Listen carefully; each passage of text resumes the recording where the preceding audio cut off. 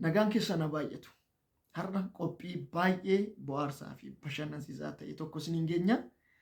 Kolfuudhaaf bohaaruudhaaf qophooftanii jirtu yoo ta'e anaa fi obboleessa kiyyaa Induu waliin baay'ee bohaartu, keessumaayyuu obboleessa keenya Induu wajjin baay'ee bohaartu. Har'a keessummaa koo kana wajjin wal isin barsiisa dura dhugaa dubbachuuf yeroo baay'ee yaadeen ture. Haalonni garuu hin mijanne. Har'a gooftaa walitti nu fidee keessummaadhaan na bira dhufeetu jira. Induun hojjetaa wangeelaa Indaalee Cimsaa jedhama. Naman baay'ee jaalladhu, obboleessaa fi hiriyaa koo koodee isa dhugaa isa baay'ee natti siquu fi baay'ee kan wal jaallannudha. Biyyatti ollaadha. Elementarii irraa kaasnee waliin baranne, akkasumas gara gooftatti illee waliin wal jabeessaa turre. Hiriyummaan keenya hiriyummaa addaa waliin barachuu qofa otoo hin taane addatti wal jaallanna turre. Isarraa ka'uudhaan inni anaaf miizee, anis isaaf miizeedha. Hojii Waaqayyoos kunoo waliin hojjanna, wal bukkee dhaabbannee yookaan qaaman wal biratti argamne yeroo kana waliin hojjechuu baanne illee hojii wangeelatti hidhata waliiti. Har'a akka lallabuuf yookaan akka kadhatuuf isin affeeroo otoo hin taane kennaan guddaan lapheesaa keessa jiru, kennaa barsiisummaa, kennaa lallabaa guddaatu lapheesaa keessa jira. Kennaa nama gorsu guddaatu laphee keessa jira. Namoonni baay'een hin beektu Induuni. Akaadaamikaalis barataa baay'ee collee ture yeroo waliin turre, barataa isaa qaayiidha. Bara waliin turrettis immoo dhuga ba'umsa booddee isinitti himnu keessaa waan baay'ee fudhattu. Baraan biyya turetti ilma abbaa qabeenyaa jedhamuun beekamu waan ta'eef nama baay'ee kunuunfamaa turedha. Na barataa isaa qaayii ture. Kanarraan barataa fiiziksii fi barsiisaa fiiziksii fi keemistirii ture. Seekulaariidhaan. Amma immoo barsiisaa wangeelati. Sadarkaa digirii isaatti keemistirii ammoo fiiziksiidha iyyuu. Keemistirii tureetu fakkaata. Fiiziksii ture. Naachuraal saayinsiidha. Amma lallabaa wangeelati. Yeroo inni lallabu barsiisuu namni dhaggeeffatee hin quufu. Waaqayyoon na gargaaraan gara fuulduraatti haala mijeessinee barumsa toora onlaayinii kanaan akkasiin ga'uuf irratti hojjenna. Har'a garuu akka dingataa baay'inuma ergaa wal argine, gaafa wal argine hundumaa seenaa daa'imummaa kaasnee hinuma kolfina hin quufne jechuudha. Yeroo baay'ee mudannoo tokko tokko isiniin ga'uudhaaf yaadan ture mijanne amma qophooftan taanan sanan isiniin ga'a. Isarraa jalqabnaa bara barataa kutaa lamaa turre mudannoo ajaa'ibaa tokkotu ture obboleessa koo Indaalee irratti. Mudannoo ajaa'ibaa tokko kutaa lamatti walitti dabalamne waan ta'eef. Sirraa ka'ume seenaa baa fi seenaa lakkoofsa 8. Seenaa ajaa'ibaa tokko qaba Induuni. Mee atumtillee jalqabi.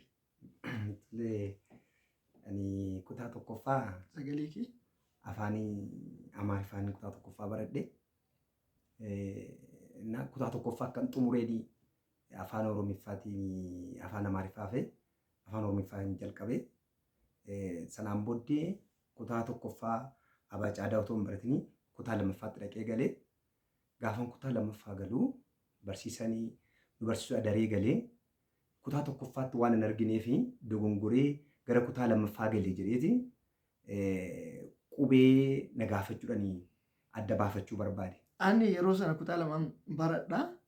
Induun immoo kutaa tokko qubee afaan Oromootiin osoo hin taane haahuu barate jechuudha. Kutaa lammaffaatti nu bira dhufe jechuudha daree keenya.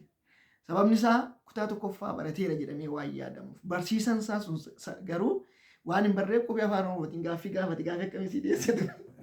Adda baay'ee kutaa tokkoffaan baranne yoo ta'e akka inni dandeenye deebifne waan beekuuf ittiin adda baafachuudha jedhee kutaa tokkotti isin argine waan ta'eef shakkii qaba eessaa dhufe kan jedhu. Eeyyee dogongoreetii barataa kutaa tokkoffaan lama galee yoo kan kutaa tokkoffaa ta'e ofiin adda baafadhee qubee barreessee na gaafate jechuudha.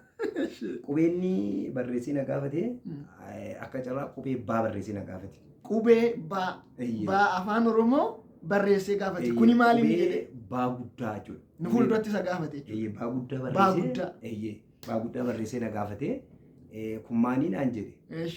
Yeroo afaan Amaariffaan baratamu ABCD'n kan jalqabu kutaa sadaffaatti ture jechuudha. Kutaa tokkoffaatti hin baratamu. Kanaaf ani qubee baa hin beeku. Garuu gaafa ilaalu lakkoofsa 8 natti fakkaate. Lakkoofsa 8 natti fakkaate. Inuma yaaledheen simminti noo jedheen. Simminti noo jedheen. baadhaan hin alaalu simminti quxurre. Saddeetti fakkaatee simminti nuun jeen. Amma immoo deebisee qubee baa xiqqaa barreesse. Gaafa ilaalu inni kun immoo ja'anatti fakkaata. Inni mayyaalee 6 nu jedheen. 6 quxur no.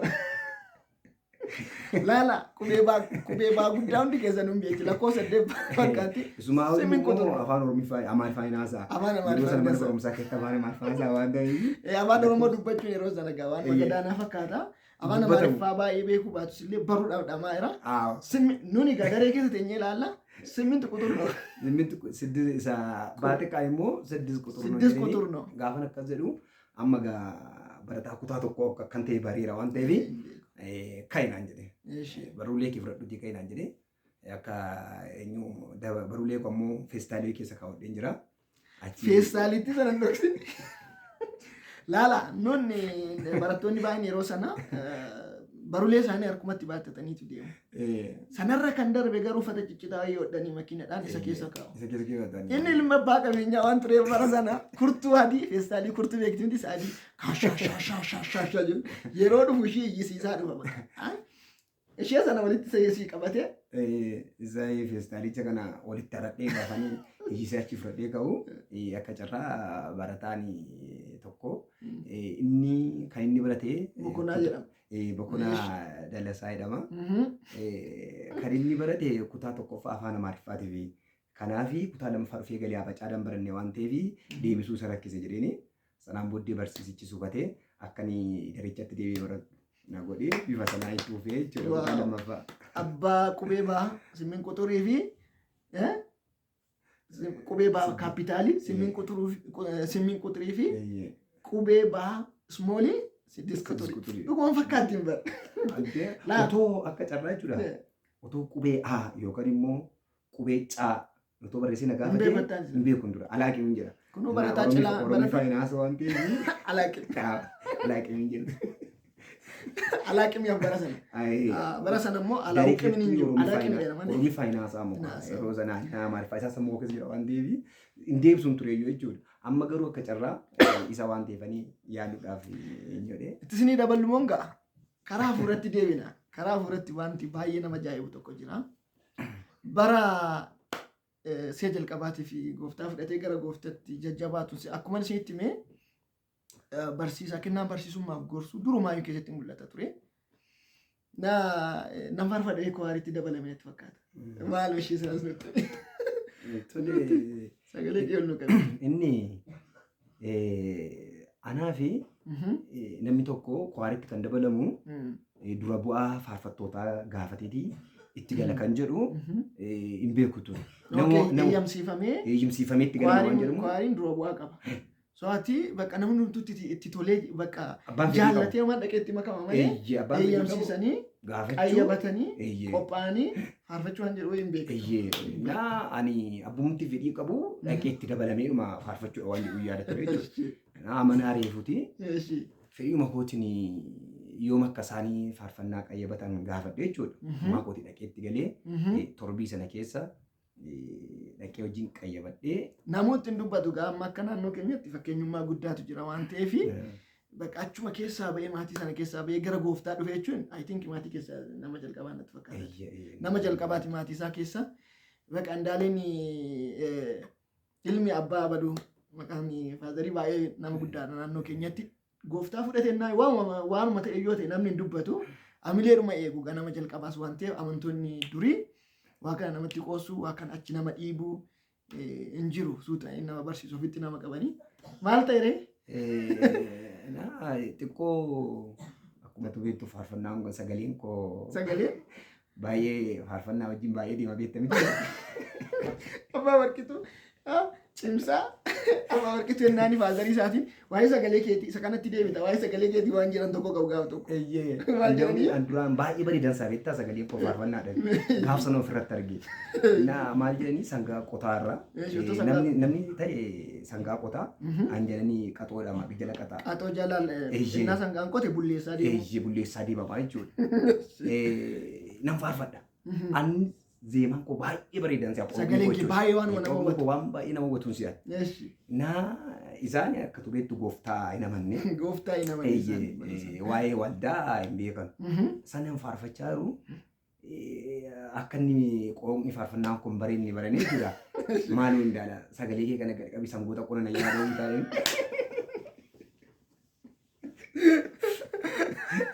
Janni sangaa jala deemee sangoota qonna jala. Hin beeku yoo faarfannaa biratti beekuu baatan sagalee sirba biratti waan beeku maaloo hindaalaa kun sagalee kee gadi qabe sangoonni sagalee kee dhaggeeffachuu qonna dhaabu. Qonna dhaabu naan jedhani. Achirraa qabeenya edaa sagaleen koo qoomni faarfannaa koo faarfannaa wajjin. Otuma dubbannu faarfannaa wayii baaftee turte miti bara. Anaannaa ilaa.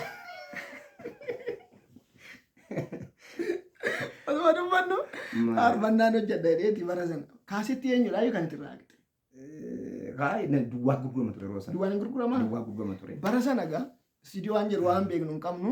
Kaasettiin jira, teeppiin jirami, teeppii caafii gara gadi yoo qaban kaasettii keessa galchanii faarfannaas haa ta'u, sirbas haa ta'u, duwwaas haa ta'u, isa gara bukkee tokko lama gadi qabanii yoo sagalee baasan riikardii nama godha jechuudha. Yeroo sana fudhata. So bara sana hinduun koo faarfannaa kaasettii duwwaa biteetu faarfannaa meeqa waraabdee jechuudha. Faarfannaan 12 ni lakkoofsa qabamaas maachi qofa. Ara lakkoofsa fi asmaachuu jireenya. Maxxansiisuu. Riikardii godhee baasee maxxansiisuudha. Boodana maal godhettee natti fiddeeyyu? Jechuun naa ilaali mee faarfannaa kana dhitaanii gaafas biratti faarfaddu.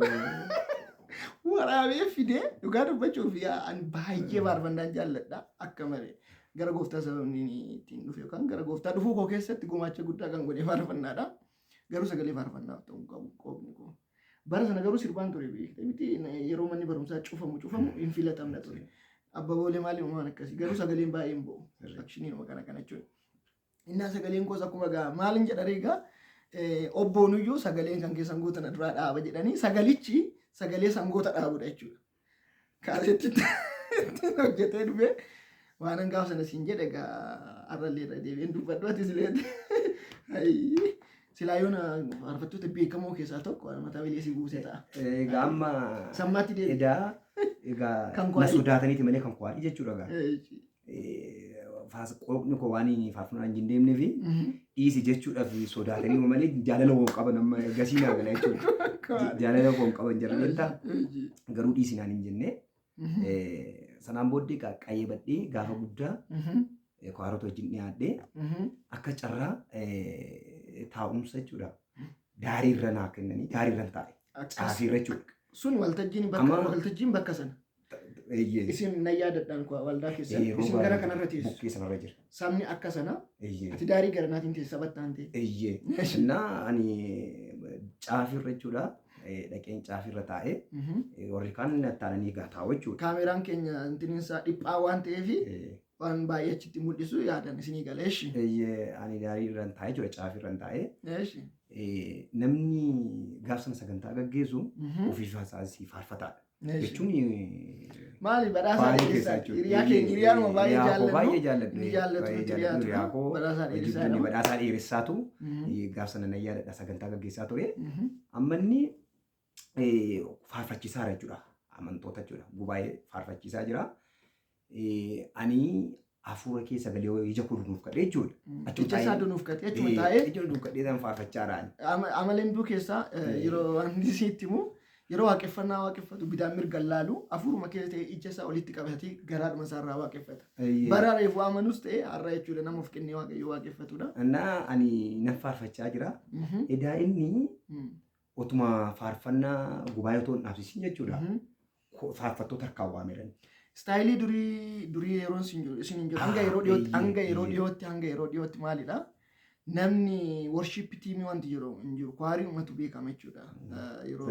Yoon dura namni sagantaa kadhannaa gaggeessu tokko kadhannaa erga gaggeessee itti fufeetu saba filachiisa. Atis jedhimee ndawum yeroo tokko hundumtuu isinii faarfatameera een keessaa garuu tokko filatanii intinii jedhu. Yeroo baay'ee yeroo faarfachaa akka hafuurri waaqeffannaa gargar hin cinnee fi walakkaa taasisuun barbaada. Waaqeffannaa keessa gallaan sabaan kwaariidhaan koottaa jedhu milikitaa. Sirriidha. Amma kwaariin ol ba'ee waaqeffannaa intinni seetaappisaa sirriitti sirreeffatee waaqeffannaatti ce'utti. Amma inni akka carraa akkasitti fayyadame malee yeroo hunda akkasuma. Yeroo hunda miti. Akka amma jettee yeroo sana namummaa sagantaa gaggeessitu gubaayee filachiisee faarfachiise. Yeroo sana akka ammaa warshiitti waan jedhamu hin jiru jechuudha. Egaa inni otuma gubaayee faarfachiisaaru faarfattoota waamee afaan hindootoo harkaan waamee jechuudha. Ani immoo ilaalaan jiru waan ta'eef ani waaqeffannaa keessa jira nuuf kadhee jechuudha. Kanaaf otoo ergoo kwaaronni achi baanii faarfattoonni achi baanii ergaddoo qabatanii booddee jechuudha. Ergaddoo qabatanii booda dhaabsise jechuudha. Inni yeroo sana harkumaan akkas godhe. Innaa dhaabsisanis akshiniin jira yeroo jedhula. Yeroo jedhani yeroo kaani tokko amma yeroo baay'ee tokko si'a tokko si'a lama si'a xumuraatiif jedhama. Akkas jedhame. Yeroo tokko immoo qubuma qofa agarsiisu. Warra durii yaadatti yoo ta'e godhe yeroo dhaaban immoo xumuran jedhan harkaan akkas godhe. Sanaan booddee dhaabsisee yeroon ija koo banadhee yeroo nan ilaalu faarfattoonni eenyu isaanii banataniiti faarfachuudhaaf qophaa'an faarfattoonni. Yeroon ija koo banadhu jechuudha. Ilaaleen nagattee deemtee shiniisu ishee dhaabbachuudha. Haati gara waltajjiitti. Qophaan gara waltajjiitti dhagee waltajjiitti fiigee ol bahee anis waan isa kana keessa waan hin beekuuf waltajjiitti fiigee ol bahee bukkeedhuma dhaabbatee maal gochuu jalqabee. Dhageen jira wajjin jiru bukkee dhaabbadhee faarfachuutti ga'ee jalqabee faarfadhee gaafa xumuru silaanitu daarii ta'an jire dura ka'e qaa. Xumurame. Xumuree faarfannaa kee faarfannee xumurree jechuudha. Egaa ana dura gara taa'umsaa dhaqa waan ta'eef ani dhaabbatanii olii gangara sammuu koo dhufaan jiru. Wanna tokko kwaarii akka kwaariitti amma hin beeku malee dur yeroo faarfatanii deebi'an kan dura achi qaqqabe dura hin taa'u. Dhaabbatanii wal eeganiitu wal faana gadi taa'u. Hinduun koo. Ani koo gaafa naqeeru akkuma iddoo koo qaqqabeen taa'an jala dhaabbatee. Akkuma dursee dhaqee taa'a. Dhaqeen taa'a inni nattaanu. Dhaabatii isa dubbaa dhufu eegabidda. Gaafa ilaalu dhaabatanii walii eebbamu. Silaayyuu kophaa koon dhaqee deebiin ka oolman ta'anii. Isa biyyi ta'a. Duraanu kophaan dhaqe ammas. Bakka silaayyuu kophaan dhaqe qoma koon ta'anii deebiin kaanii jarri walii eeganii ta'anii guyyaa akka sanaa bifa akkasiitiin. Guyyaa biraa guyyaan tajaajilaa fi affeeramee waldaa keessan dhufe tokko immoo nan yaadadha. Otuma dubbannu si'a jalqabaatiif poostaa isa namaa kennan tajaajilaan tokko waldaa tokkotti affeeramee dhaqee tajaajilee yeroo galu poostaa fudhatee galuu waan jedhamu san si'a jalqabaatiif waldaa isaanii keessatti ni bare jechuudha. Hinduun akkasumatti ta'ee nama fakkeenyummaa gaarii qaba akaadaamikaaliis nama cimaadha isiniin jedheeraa dubbii waaqayyootiinis dafee bilchaate. Jaarsa waldaa keessatti filatamee ture jechuudha. Naan affeeramee yeroo sana tajaajila koo yeroo sana baay'ee dubbachuu hin barbaadu. Birrii meeqa naa kennitan yaadadha? Birrii 40. Birrii 40 poostaa fudhadhee galee jechuudha. Gaafa tokko egaa waa'ee kennaa sagalee kana yookaan faarfannaa kana irraa fagoo akka ta'e Kiristoosiif faarfachuu ofiif ittiin eebbifamu faarfachuun akkuma jirutti ta'ee karaa sanaatiin tokkoffaadhumaa dorgoman qabu. Dhugaadhumaan ofirraa bu'ee faarfata waaqeffata. Garuu faarfannaa sabaaf dhiyaatu. Faarfannaa gabaaf dhiyaatu garuu jiraani. Amanuun moo wayyaa sangoota yeroo dhaabaa sagalee. Naa yeroo tokko inni haasofni diskas goone inni sun bara ijoollummaa hafuuran bara daa'imummaati. Amma bilchaatee yeroo gara biraa yeroo nagu kwaarii keessa addaan hin kunne jechuudha. Sababni isaa kwaarii tokko keessa namni sagalee qabaatee qofaaf galuu hin barbaachisaa akka hin taane ijoollee gorsuu dubbii sagalee waaqayyoo barsiisuu kadhachuuf hin barbaachisaadha waan jedhu itti waan amaniif tureera qo'attaniitu miti ani affeerameen dhufee dudduuban taa'ee dhokadhee gaggeessitoonni akkanaan argineef dhuftee na bira teesse jechuudha. Irraan faarfadhetti bakka je'ennaan takka taa'ee waaqeffannaa irratti waaqeffannaa xumuree yeroon halka'u keessatti dhaqxee kwaarii gidduu jiru. Nam faarfadhee murteessee amma immoo duraan nanni isa ka'anii baatan waltajjii irratti nan dhiise. Naan si argu. Atachina ilaaltee ani si ilaalee kolbaan dhumnaa mudannoo ajaa'ibaati na dhugaa gooftawan guddaa keessa dabarsee dhugaa'umsa immoo guddaa dhimma jaalalaa fi kaadhimummaa qabachuu wajjin wal qabsiisee waan ajaa'ibaa wayiitu ture waaqayyo likkii kootti naa galcha kan jiru. Yeroo biraa dubbachuu waan ajaa'ibaa wayiiti yaadannaa yeroo gara biraatti dubbanna. Gooftaan isin haa eebbisu amma kana isin bohaarsuudhaaf gara kana dhufneen hinduu baay'een jaalladha isinillee akka jaallattan abdii guddaan qaba ammaaf garuu walirraa fageenyarra jirra. Yeroo gara biraa immoo carraa argannee barnoota walitti deebinaa baay'ee isin jaallanna nagaan araar ayyaanni waaqayyo isiniif baay'eetu eebbifamaa shaaloom ergaa dabarsitu qabdaa dhumarratti. Waan jettuu qabaatti. Sana isin haa eebbisu. Kanumaan. Amiin.